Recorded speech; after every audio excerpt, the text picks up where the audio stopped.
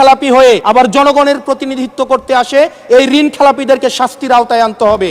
এবং তারা যখন সংসদ সদস্য হয়ে নির্বাচিত হওয়ার পরেও যদি তারা ঋণ খেলাপি হয়, এমন একটি আইন প্রণয়ন করতে হবে তাদের সংসদ সদস্য পদ যেন বাতিল হয়। সেটি শুধুমাত্র সরকার দলের জন্য না, শুধু বিরোধী দলের জন্য না, সেটি বাংলাদেশের উন্নতি, প্রগতি এবং সমৃদ্ধির জন্য সেটি প্রয়োজন।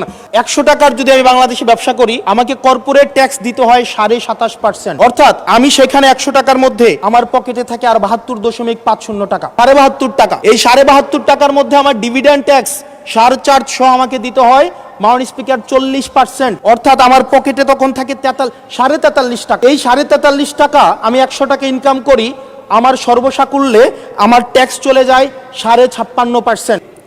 এই বাজেটকে বিভিন্ন পক্ষ থেকে বিভিন্ন বিশেষণে বিশেষায়িত করা হচ্ছে। কোনো পক্ষ বলছে এটি ওভার অ্যাম্বিশিয়াস, কেউ বলছে এটা বাস্তবায়ন অযোগ্য, কেউ বলছে সাহসী। এই বিশেষণের ঊর্ধ্বে উঠে আমরা আমাদের জায়গা থেকে কিছু প্রশ্ন করতে চাই। আমরা এটা জানি যে এই বাজেটটি যখন করা হয়েছে একটি বিশেষ পরিস্থিতিতে, সংকটকালীন সময়ে এই বাজেটটি করা হয়েছে।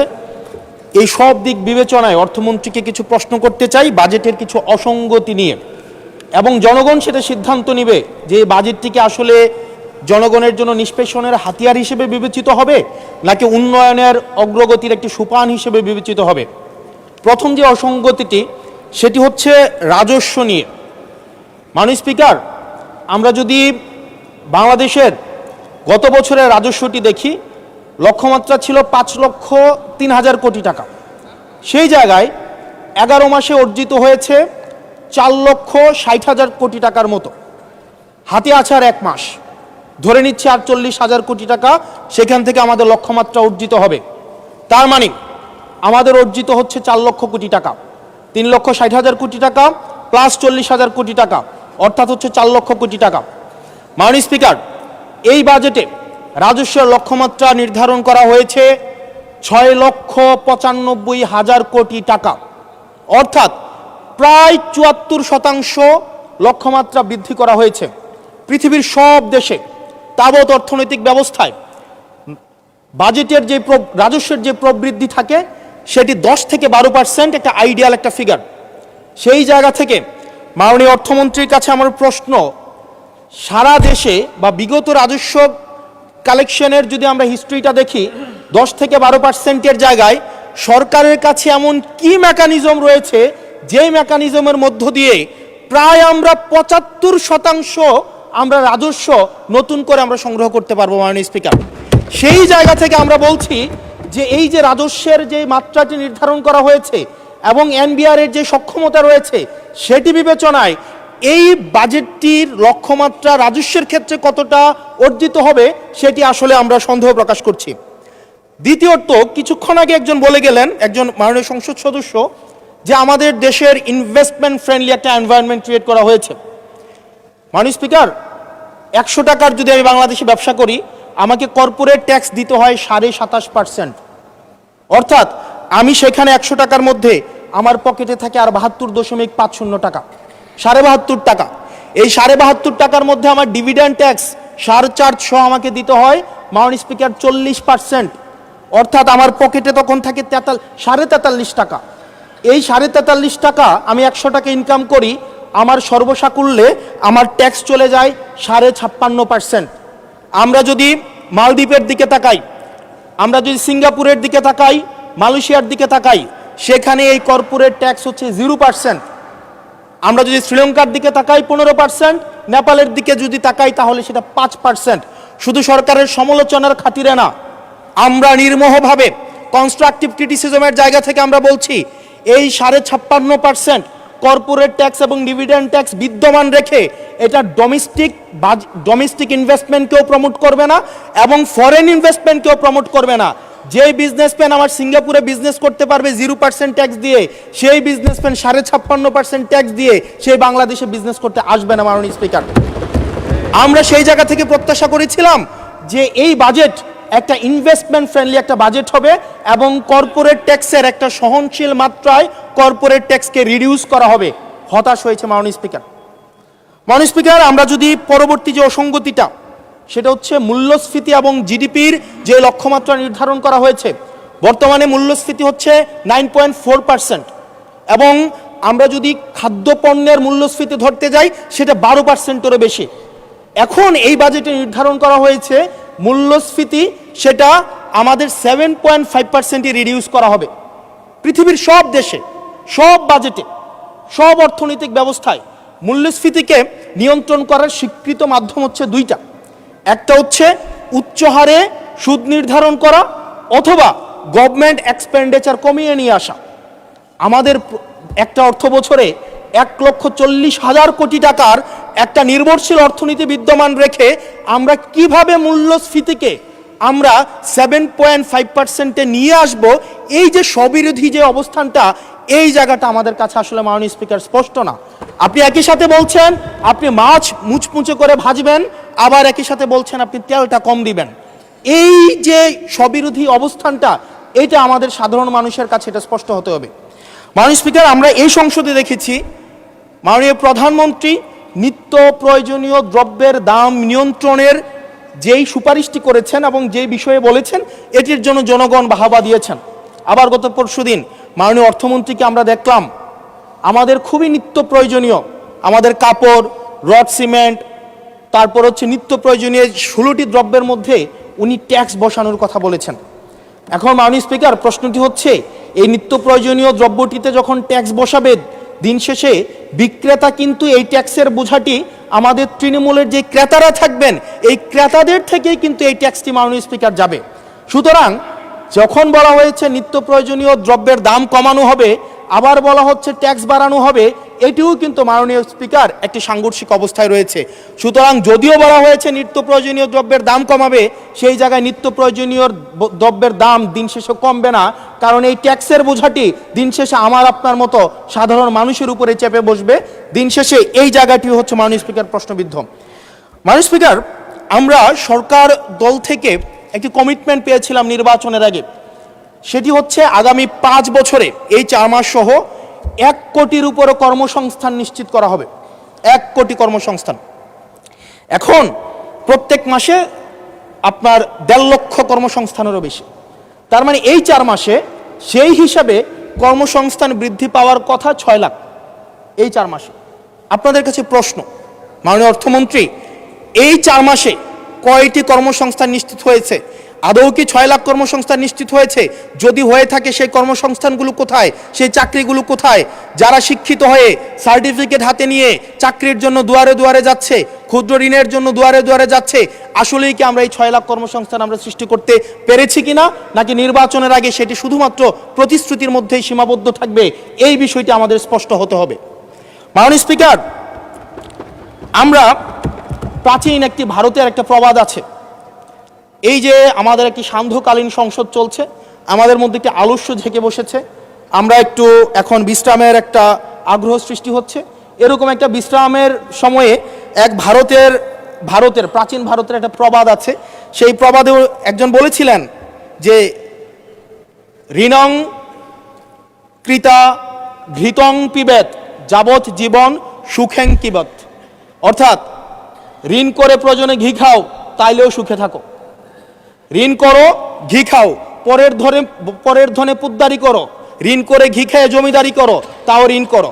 আমার কাছে মনে হচ্ছে মাননীয় স্পিকার, এই প্রবাদটিকে সরকারি দলের কিছু সদস্য খুব সিরিয়াসলি নিয়েছেন, নিয়ে ওনারা ঋণ করো, ঘি খাও, তাও সুখে থাকো, এটাকে ওনারা এভাবে নিয়েছেন, ঋণ করো, ঋণ খেলাপি হও, তাও নির্বাচনে অংশগ্রহণ করো। মাননীয় স্পিকার, আমরা দেখলাম এই সংসদে আমরা মাননীয় অর্থমন্ত্রীর কাছ থেকে আমরা কোনো স্পষ্ট কোনো কর্মসূচি আমরা পাই নাই। কিভাবে ব্যাংকগুলোকে যেভাবে দলীয়করণ করা হয়েছে, ব্যাংকগুলোকে দীর্ঘ 17 বছর ধরে ব্যাংকের টাকা ঋণের নামে যেভাবে বিদেশে পাচার করা হয়েছে, সেই পাচারকৃত টাকাকে কিভাবে উদ্ধার করা হবে, সেটার কিন্তু সুস্পষ্ট আমরা কোনো পলিসি পাই না। মাননীয় স্পিকার, আমরা গভর্নর সাহেবকে মাঝে মাঝে আমরা একটু আক্ষেপ প্রকাশ করতে দেখি, 4,80,000 কোটি টাকা বিদেশে পাচার হয়েছে, সেটাকে কিভাবে আনা যাবে সেটা নিয়ে আক্ষেপ প্রকাশ পর্যন্ত আমরা দেখি। মাননীয় স্পিকার, এই যে ঋণ খেলাপি যারা আছে, নির্বাচনের আগে একটা কমন একটা স্ট্রাকচার, 5 বছর কোনো খোঁজখবর থাকে না, তফসিলের আগে সেখানে একটু কোর্টে যাবে, কোর্টে গিয়ে ওই ঋণ খেলাপির উপরের এই অর্ডারটার উপরে একটা স্টে দিবে এবং 2% দিয়ে আবার রিশিডিউল করাবে। রিশিডিউল করিয়ে আবার নির্বাচন অংশগ্রহণ করবে বিভিন্ন জায়গা থেকে টাকা পয়সা উঠায়া, এবং আগামী 5 বছর আবার এই ঋণ নিয়ে কোনো ধরনের আর কোনো খোঁজখবর থাকে না। জনগণের টাকা নিয়ে এই বিলাসিতা বন্ধ করতে হবে এবং ঋণ খেলাপিদেরকে ঋণ খেলাপি বলতে হবে। আমরা লজ্জা পাই একই সংসদ একসাথে শেয়ার করার জন্য, কারণ তারা জনগণের টাকা মেরে, যারা জনগণের টাকা ব্যাংক থেকে তুলে নিয়ে ঋণ খেলাপি হয়ে আবার জনগণের প্রতিনিধিত্ব করতে আসে, এই ঋণ খেলাপিদেরকে শাস্তির আওতায় আনতে হবে। এবং তারা যখন সংসদ সদস্য হয়ে নির্বাচিত হওয়ার পরেও যদি তারা ঋণ খেলাপি হয়, এমন একটি আইন প্রণয়ন করতে হবে তাদের সংসদ সদস্য পদ যেন বাতিল হয়। সেটি শুধুমাত্র সরকার দলের জন্য না, শুধু বিরোধী দলের জন্য না, সেটি বাংলাদেশের উন্নতি, প্রগতি এবং সমৃদ্ধির জন্য সেটি প্রয়োজন। এবং পরবর্তী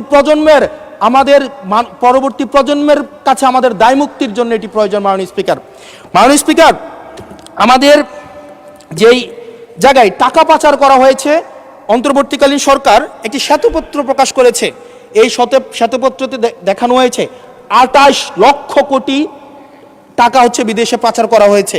28-এর পরে কয়টা সংখ্যা হয় আমি আর্টস ইংলিশ ডিপার্টমেন্টের ছাত্র, আর্টস ব্যাকগ্রাউন্ডে পড়াশোনা করছি, আমার মাথায় আসে না। 28-এর পরে কয়টা সংখ্যা হয়?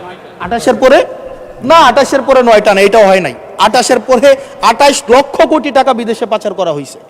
এখন মাননীয় স্পিকার, যারা পাচার করেছে তারা সদর পেয়ে এখন হচ্ছে মাননীয় স্পিকার গুলশান, বনানী, ধানমন্ডি এই দেশে এখন বুক ফুলিয়ে চলাফেরা করে। মাননীয় স্পিকার, আমরা দেখেছি অন্তর্বর্তীকালীন সরকারের সময় বসুন্ধরার পুত্র সুবহান দেশে ঢোকার সাহস পায় নাই, আমরা দেখেছি আনবির দেশে ঢোকার সাহস পায় নাই।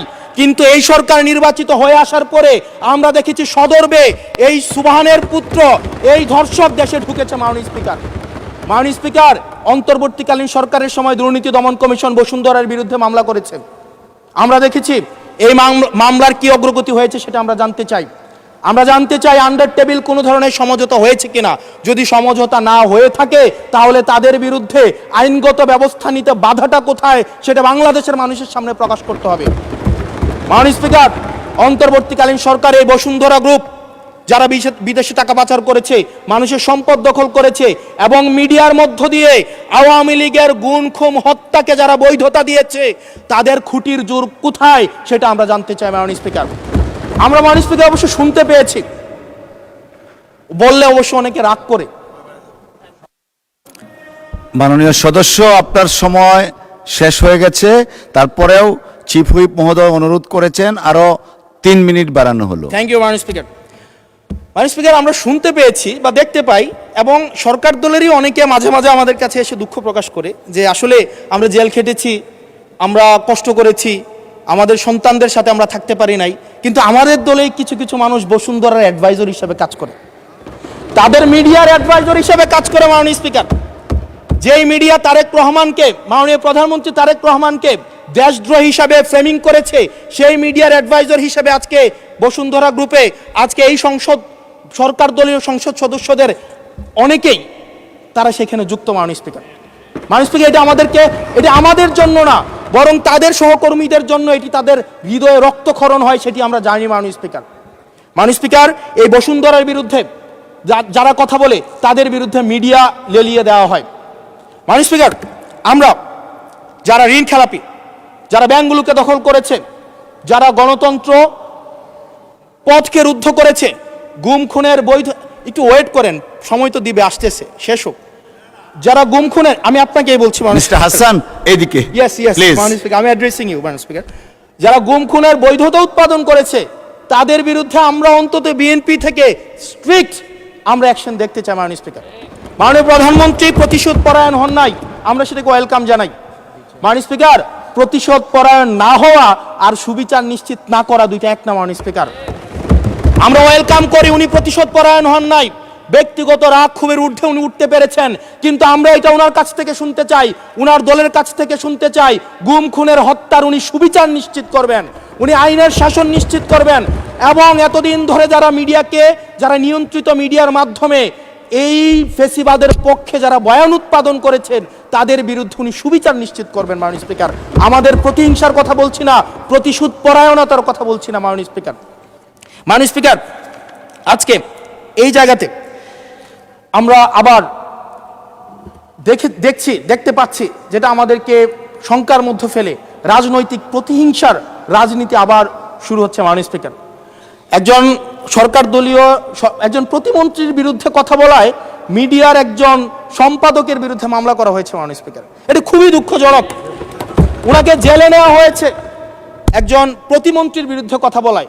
এবং মাননীয় স্পিকার, আমি আপনার প্রোটেকশন দাবি করছি, কারণ আমরাও বলতে ভয় পাই, কারণ আমরা যদি সরকারের সমালোচনা করি, কোনো প্রতিমন্ত্রীর বিরুদ্ধে কথা বলি, মন্ত্রীর বিরুদ্ধে কথা বলি, আমার এলাকার বাজেট দিয়ে বন্ধ করে দিবে না সেটার কিন্তু নিশ্চয়তা নাই। সেই কারণে আমাদের মধ্যে অনেকেই কথা বলার সময় আওয়াজটা একটু কম করে বলে।